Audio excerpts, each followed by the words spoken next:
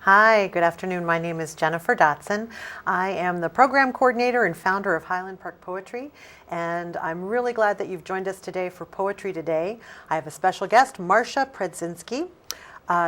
Marcia is going to be our featured poet at an event on Friday, December 4th at 8 p.m. at the Art Center. She'll be our featured reader for Highland Park Poetry's reading series, and there'll be an open mic afterwards, but we hope that everyone will want to come out and hear Marcia read from her new book. But let me just give you a brief introduction about Marcia. She is a poet, a writer of memoir and short stories, a retired ESL instructor who taught adults at all levels of English. Her most recent teaching experience was with the International Teaching Assistants at UIC. Her son, Adam Collin, also kept her busy throughout his short life. She now fills her time with writing and reading. Her poetry has appeared in anthologies as well as online print websites and featured in several print journals, Knit and Wit, Rhino Poetry, both in 2008 and 2015, After Hours, Avocet, Journal of Modern Poetry, Poetic License, Blue Hour Magazine, Exact Change Press, Mom Egg Review, and the Poetry Storehouse. She received first place for her poem in Journal of Modern Poetry 2012 and was on the journal's shortlist in volume 16 in 2013. Her poetry has also received awards from the Joanne Hirschfeld Memorial Contest and from Highland Park Poetry. Marcia was born and raised in Chicago, Illinois, in the neighborhood now dubbed the Ukrainian Village. Although her family didn't travel much, her childhood was enriched by the variety of languages she heard spoken: Polish, Ukrainian, German, Spanish. The family's A-frame house was near Nelson Algren's Division Street haunts, once known as Polish Broadway, also close enough to the lake to ride the streetcar to the waterfront with her family. Well, thank you very much for joining us today. And of course, we're really celebrating the upcoming arrival of your new book, Left Behind, from Finishing Line Press. Yes. Can you just talk briefly about how the publishing process with Finishing Line, how you got it accepted? Well, I entered their contest. It was, I think sometime, well, I don't remember exactly when, but I entered their annual contest, and they did not, I wasn't one of the winners, but they said, we really loved your piece, but we would like to publish it. So that's pretty much how it happened. I think they let me know in January of 2015 that they were accepting it. Oh, great. So, and this is a chapbook? It's a chapbook. So what's the typical page length for a chapbook as opposed to a full collection? Well, some places will ask for like 14 to 16 pages. Some will go up to 35 pages. Oh, okay. So I thought it was actually smaller, like about 12 to 16. But I did notice some when I sent the book out to other places, and some of the lengths were longer. So, okay. you know, they didn't expect it, but they said, you know, up to 35 pages or 35 right. poems. And I thought, that's not mine. So, mine well, is. so now, typically, I guess maybe sometimes with a chapbook, are the poems of a particular theme in Left Behind, or are they? Yes. Okay. It started, I mean, a lot of the poems that I wrote in the past before deciding on Left Behind were poems about loss in some way or another, sometimes just the loss of a day, a summer changing to winter, or nighttime coming on, or a loss of my dad. And because I had enough of that, and then I was writing poems about my son, Okay. and the loss of him, I decided to bring that together if I could, and I worked with somebody who helped me with that. Oh, this was someone not with Finishing Line Press, but with No, was my it an mentor, editor? Or? Alice George. Oh, okay. Wow. I'm in her Monday evenings serious play poetry workshop, and she worked with me on it, and she helped me add some poems to it, because the manuscript that I had and that I had sent out to a couple places before I was working with her, at that point the manuscript was primarily about loss in different ways, but it was primarily about the loss of him. Okay. And she suggested that I needed that's some. your son? My son, Okay. Adam Cullen Quigley. She suggested that I need some things that were about him when he was alive, so people have a better sense. It becomes more poignant if you know what the person has lost. Right. So there were. Okay. So it gives the reader an investment in Right. your experience as Right. as well. Okay. So it's not just about him. There are poems about how objects bring back memory too. There are not in the poems that I brought, but there's a poem, the one that you mentioned with Journal of Modern Poetry. It's called The Scent of Chicken, and it's about. I remember that one. There are a number of things that take me back to my past and my parents. Okay. So like images and the lake, the smell of alewives, which most people say, ooh, but when I was a kid, I loved the smell. Okay. So it was springtime in Chicago. Then you associate that smell with the springtime, Yeah. and that's good Yes. things, yes. Because it's been so dreary and dark and miserable for all the winter. You know, and I jumped all over the place. I meant to ask you, because I noticed it when you gave me your biography, you mentioned that when you went to school, you were all set to go for pre-med. Yes. What happened? Chemistry. Actually, I was interested, I got interested in the sciences, but the living, I don't know what, the life sciences, when I was in high school. I did very well in a biology class, and I loved it. And then in the first year at Loyola, I had a zoology class, and again, I did, really well. And then the next step was to take, I don't know that it was organic chemistry, it was just chemistry. But I could not do the math problems. I didn't have a good math background. Okay. And I feel your pain. I feel your it pain. was terrible. And I would go, I actually went after class a couple of times to talk to the professor, who was a kindly elderly man. He was sweet, but when I would ask him to explain something, he'd explain it exactly in the same way he explained it in class. And I didn't have the right questions. I didn't know how to get in there, because I just didn't know what he was doing. I didn't know how he got from there to there to there. And even if I said that, he'd, explain it the way he had. So he had a script. Right. Well, now you said that you were drawn to the subjects of biology and did well in zoology. I mean, do you find that those things ever resurface, that early, or not? Any of those interests? Just in TV programs like ER, Chicago Hope, and Grey's Anatomy. That's about it. And there are times when they're doing a procedure when I decide maybe we'll mute it or go out of the room. Okay. So just because they've mentioned they're going to do this, I don't want to be around. Yeah. Okay. Yeah. So I kind of moved away from that. Okay. And decided English Lit was good, because you learned a lot of stuff about a lot of different things by reading. Yes, that's very true.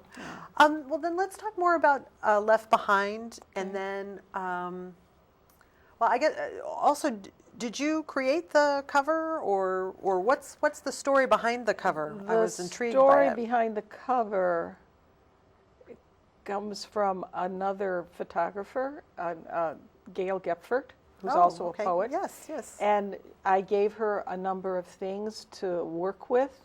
some of the things that I wanted didn't really work in the photo, but then we came up with this together. Okay. So she helped me compose it, I would say. All right. Because I don't take photographs. I don't Okay. do math and I don't do photographs. Okay. Because the majority of my photos when my husband and I were in Europe together, he could always tell, he said, "You took that one.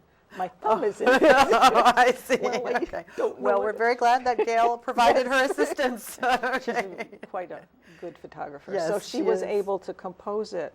And we had a couple of choices, but this looked like it would be the best one. And so what are some of the objects? I mean, it looks like that. yeah. I'm sorry, some of the objects that I gave Right. her? Well, one was a flannel shirt of my son's that I liked. Another was he had a small child's keyboard Oh, okay. that he used to play. I think it was the keyboard. Is the keyboard in there? No, I don't think it is. Yeah. Well, it looks like Okay. almost like a keyboard. Yeah. And I think, his cups and Okay. the bowls that he used.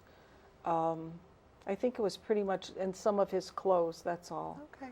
So, And so are those objects actually referenced in some of your writing in the book, or? yes, they are. Okay. Yeah, the shirts are referenced in a piece that I don't have here. It's called Left Behind. Oh, okay. The title. of And the- the bowls are also in the same book. Okay. Yeah, in the same poem. You also mentioned to me that you were going to read a poem from the book.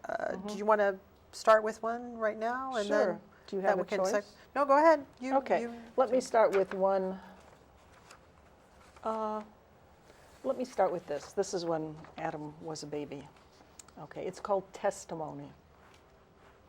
In the shut mouth of night, your father and I lie side by side. Darkness floods our bed, spills down the hallway to the room with your crib. We wait for the doctor's call to calm our fears about what might be. We wait and watch the moon come to the window, the third witness to what begins as a gurgle, until laughter springs from your 4-month-old lips, a belly laugh. The moon glows, your voice bounces off the walls, lights up your room, the hallway, our room, and tumbles outside, halos the house. That's Yes, wonderful. That was really a surprise when we heard our son in the middle of the night laughing hysterically. What's wrong? And actually my husband, in his concern, mentioned it to the doctor, should we be concerned? He said, well, I have a number of parents who'd be more than willing to trade with you. So, Yeah, laughter in the middle of the night is not usually Yeah. a problem you hear. But that's great. That's Yeah. wonderful. That's beautiful. Well, you also mentioned to me when we were talking before that you tend to use a poetic form of the imitation. Did you want to share one of that, and then we can talk about Oh, sure. how that works? or yeah, I you only can- have one here. Okay, that's great. This one is called After Reading Nantucket by William Carlos Williams. Row houses on the street, brown brick and ochre, framed by oak shutters, fragrance of roses, of dusk, on the wooden shelf a toothbrush, its bristles bent.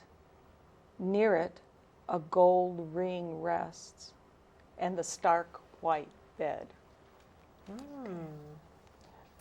So talk to me about what is an imitation, and how does that inspire you? well, actually, the inspiration came from the fact that I had nothing Oh, okay. to write about, and I'm not sure if I knew about imitations because people do that. I decided that I really liked the Nantucket poem, and I decided that I would use it as a linguistic pattern. So what I did, the title is mine, obviously. For every noun that he had, I placed my own noun. my own Okay. the prepositions might have been a little bit different. So I just replaced individual nouns, verbs, adjectives with my own, and then created my Okay. own piece. So it's kind of like poetry Mad Libs. Okay. You know? Well, do you remember the game where no? Okay, that's all right. I just remember it was a game when we played when we were kids, where Mad Libs, where people would say, okay, you'd have one person who had the actual puzzle, but they would say, ask everybody in the group, okay, we need a noun, and then, or we need a color, or an adjective, and because I remember as a kid going, what's an adjective, or what's an adverb? That was like, what? Okay, so then you'd fill it in. So it's yours, but you've borrowed the shape, right? The linguistic structure. Okay. So that's basically. With some imitations, I don't do that much. With some of the poems that I wrote, like this summer, I chose like one line from Anne Sexton, and went forward from there. So I think you do still have to attribute the line to the poet. So there are different methods of imitations. Right. So one is using the form. Other is just borrowing a single line and using that as like the springboard. Right. Okay. Yeah. Are there other methods that you use, or those are the only ones that you? The ones that I've used are either the linguistic structure or just kind of following the feel of the poem. How did you hear about this as an approach? I don't know. I really don't. Was it something that you just sort of started doing yourself, and then someone said, that's an imitation, and you went, aha! I don't know whether I heard about it or whether I think somebody told me about it. Okay. That, you should try that, but I don't remember it. Not someone famous, but just somebody, a friend said, why don't you try that? Okay. Because I didn't know how to structure my poems. Okay. I knew sometimes my poems came out, and then I played with them a little bit, but I wanted to have some kind of structure, a little bit better structure than what I had. So then more with you're talking about when free verse, where right. you the poet gets to decide, and sometimes those decisions can be like overwhelming. Of my gosh, I have the whole candy store. I don't know what to do. Right. Right. So okay. Well, then you also mentioned that you like to do centos. Yes, Can you I talk do. to us about a cento? Now that I think I knew what they were, but one woman in our group at the Serious Play was doing them, and I thought, well, why don't I try that? Because there were times we meet once a week, and we can, if we are able, to bring a poem every week. And there are some times where I just, what am I going to do? And I tried doing some cento, just grabbing lines that I liked and trying to rearrange them. And I realized that that is a way of me experimenting with the way lines are put together that I would not normally think of. I don't know, it's hard to talk about because I know some people keep lists of lines that they've seen and liked in different poems, and then go to their list. And what I did, usually I had some idea in mind of what I wanted, what I was dealing with. It might have been loss, in fact, I think loss or memory. And then I would go through books that I had looking for lines that would work together in a poem for myself. And with a cento, the strict rules are that you can take one line, a full line from one poem, but not more than that from that poem. So you're really not supposed to, because then you're stealing too much of the content. Voice. Gotcha. Yeah. Okay. So because you're supposed to create something of your own from the lines. Well, I've read that a cento comes from the Latin word of old clothes or something like that, or there's some patchwork quilt, patchwork quilt. Okay. Yeah. And so that's... So it's kind of like a patchwork poem. Okay. That All right. But it's something that you've created with other people's lines, other people's and wonderful lines. Can you have multiple poets in a cento, or is it all supposed to be it's better one? It's better if it's... Yeah, it's better if it's multiple poets. Okay. And you attribute, like in this one, you attribute the lines to the different poets. So they get attribution. Well, why don't you read your cento? Okay. Let me take a quick sip of water. We wouldn't want you to be dry-throated while you were reading the cento. That would be bad. Dangerous for the poetic form. Okay. This one is called All That Moves You Through This World. The memory of a remembered moon moving in the upper window, or in the face of a beautiful child, a front in the weather of the room, just one different thing.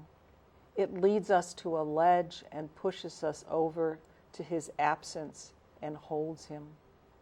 His song is the door back to the room, to another, like the shadow of smoke rising.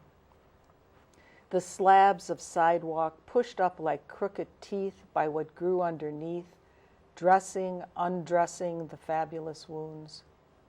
House him in the coil of my hair, where finally we meet to touch and sleep. Yeah. Now, I did come up with another question, which is, so whereas in the imitation poem you were using your own words, in the cento, are any of those words yours, or are they all actually from the other poets that you've then just rearranged them to create your own meaning? Right. Okay. And in this one, in some of them, I have the centos that I wrote, I have my own title, but in this one, the title is someone's line. Oh, okay. So. All right. Wow. And it's kind of interesting because they're not, many of the lines that you choose aren't end-stopped lines, so that you can go and work it into your own sentence or enjambment. Right. It's not coming out right. That's not an easy word to say. Okay. Enjambed lines. Okay. All right. So.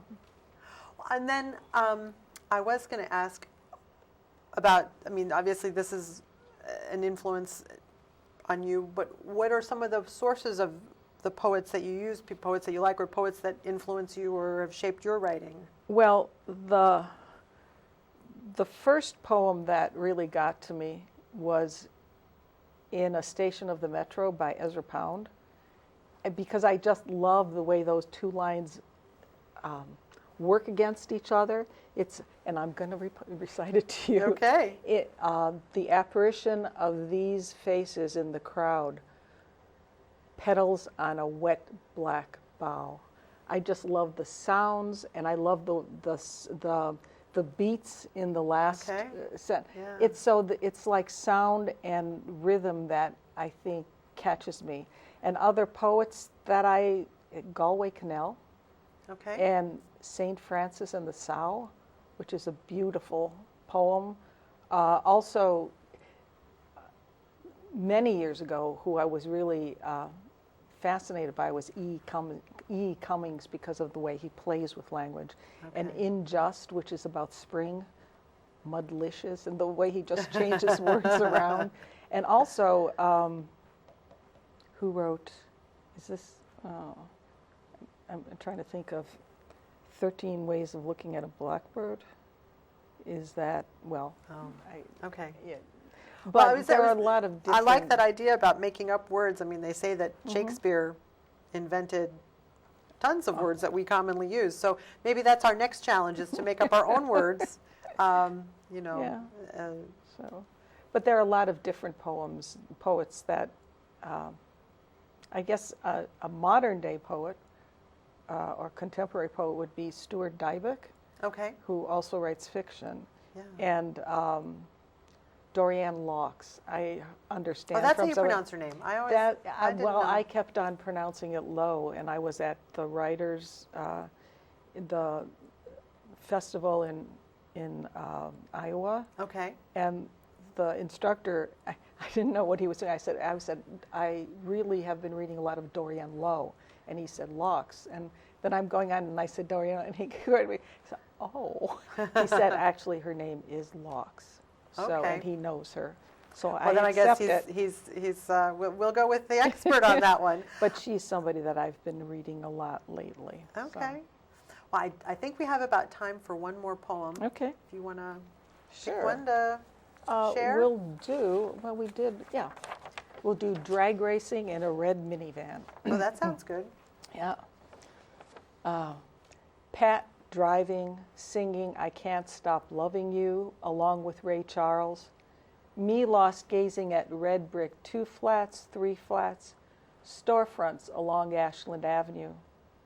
Our 6-year-old son Adam strapped in the back seat, staring out the window, face flushed, small hands slapped to the glass, all attention focused. Traffic crawls. Adam whimpers. What, sweetie? A bus edges ahead of us in the other lane. Adam whines. What's the matter? The bus stops to pick up passengers, trails behind. Adam giggles. Cars in our lane slow. The bus noses ahead once more. Adam wails. When we reach the next intersection before the lumbering bus, Adam sighs, content, in control. When the light turns green, Pat hits it. Yes, our son. That is great. Yes, we slowly figured out, like, why, what's the matter? And then we realized he wants us to beat the buses out. Okay. Not trucks. Okay, Trucks but could go, but buses? buses, there was something about it. Maybe they do lumber. They do, yeah, that's true. Oh, wow, that's So. amazing. What an aha moment. But I love that ending. Yes. Is it? Okay. All right. So. Well, and then, well, I guess we're going to have a lot of poems. You're going to be reading, you'll have about 30 minutes at the Art Center. Art Center. And we'll get to hear more poems from Left Behind.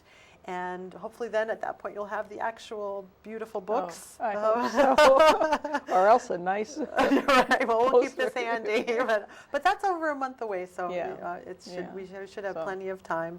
It'll be great. And thank you so much for joining me today. It's really been wonderful to chat with you it's about nice about poetry and your writing. And I think I'm going to go home and try some imitations. Yeah, try them. Those are Yeah, well, they get you going, because that's part of the problem when you're not it's not really a writer's block. It's just like you don't know what you're going to write about, and you just say, well, just throw some just take somebody else's grammatical structures and put it together.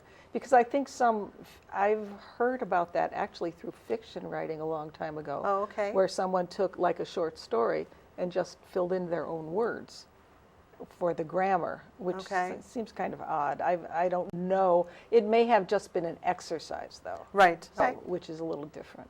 Yeah. Well, I definitely would. I'm thinking of all the books at home that I might, open up and say, I've always liked, Kay Ryan is a person I really admire, and yeah, she's another one that I like. Shorts usually. right, tightly controlled. Image-based ones. Very right. So I'm getting better at. Well,